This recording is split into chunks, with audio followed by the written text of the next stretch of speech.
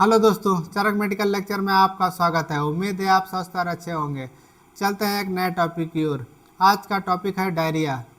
Diarrhoea क्या है, कितने प्रकार का है, क्या कारण है, क्या लक्षण है और क्या उपाय हैं, आज जानेंगे इसे विस्तृत रूप से।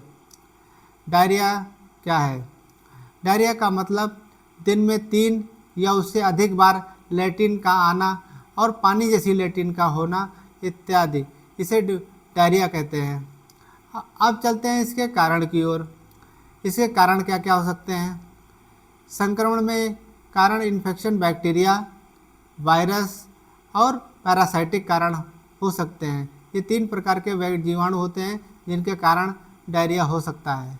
दूषित खान पान, कंटामिनेटेड फूड और वाटर के कारण हो सकता है। दवाइयों के साइड इफ़ेक्ट से हो सकता है और पेट की बीमारी जैसे IBS मतलब होता है इसका इरिटेबल बाउल सिंड्रोम, इनके कारण भी डायरिया हो सकता है।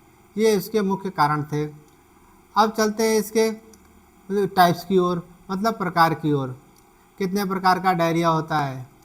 अक्यूट डायरिया अचानक शुरू होता है, 1 से 2 हफ्ते तक रहता है, अगर इन्फेक्शन या दूषित खान पान के कारण होता है तो। दूसरा है परसिस्टेंट डायरिया, जब दस्त 2 हफ्ते से ज़्यादा लेकिन 4 हफ्ते से कम समय तक चलता है तो इसे परसिस्टेंट डायरिया कहते हैं। क्रोनिक डायरिया किसे कहते हैं? 4 हफ्ते से ज़्यादा समय तक रहने वाला दस्त।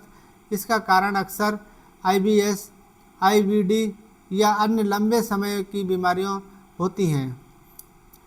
अब चलते हैं सेकेंडरी डायरिया क्या होता है। जब आंत ज़रूरत से ज़्यादा पानी स्रावित करती है जिससे पतला दस्त होता है, इसे सेकेंडरी डायरिया कहा जाता है। अब चलते हैं ऑस्मोटिक डायरिया। ऑस्मोटिक डायरिया क्या होता है? तब होता है जब शरीर कुछ पदार्थ जैसे लैक्टोज, शुगर एब्जॉर्ब नहीं कर पाता है और आंत में पानी जो है खिंचता रहता है, पानी खिंचाव बढ़ता रहता है, जिसे ऑस्मोटिक डायरिया कहते हैं। इन्फ्लामेटरी डायरिया किसे कहते हैं?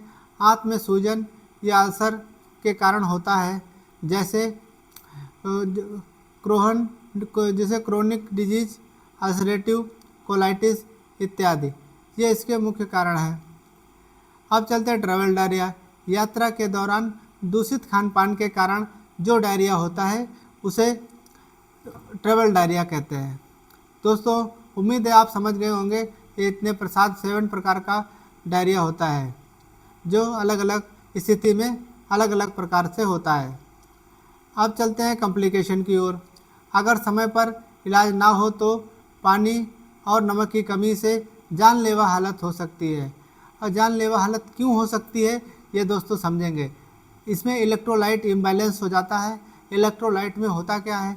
सोडियम, पोटेशियम, क्लोराइड, जिसमें से पोटेशियम और सोडियम जो बहुत खतरनाक होते हैं, इनकी कमी और अधिकता दोनों से ही बहुत समस्या हो सकती है।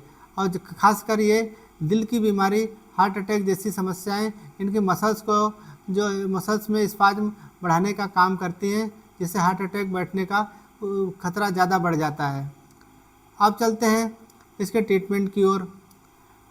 O2 टैबलेट आती है, ओफ्लॉक्सासिन ओनिडाजोल BD सुबह शाम, कैप्सूल प्रीबायोटिक BD सुबह शाम, capsule Lomotil TDS, capsule loperamide TDS, capsule Esomac 40 before breakfast. ORS का घोल पीते रहें। हल्का और सुपाच्य भोजन लें। उबला या फिल्टर किया हुआ पानी पिएं। अगर दस्त लंबे समय तक चल रहे हो तो डॉक्टर की सलाह से ही ट्रीटमेंट लें। अब चलते हैं इसके बचाव की ओर।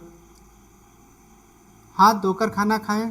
सड़क का दूषित खाना और पानी ना लें। बच्चों को हमेशा साफ पानी पिलाएं।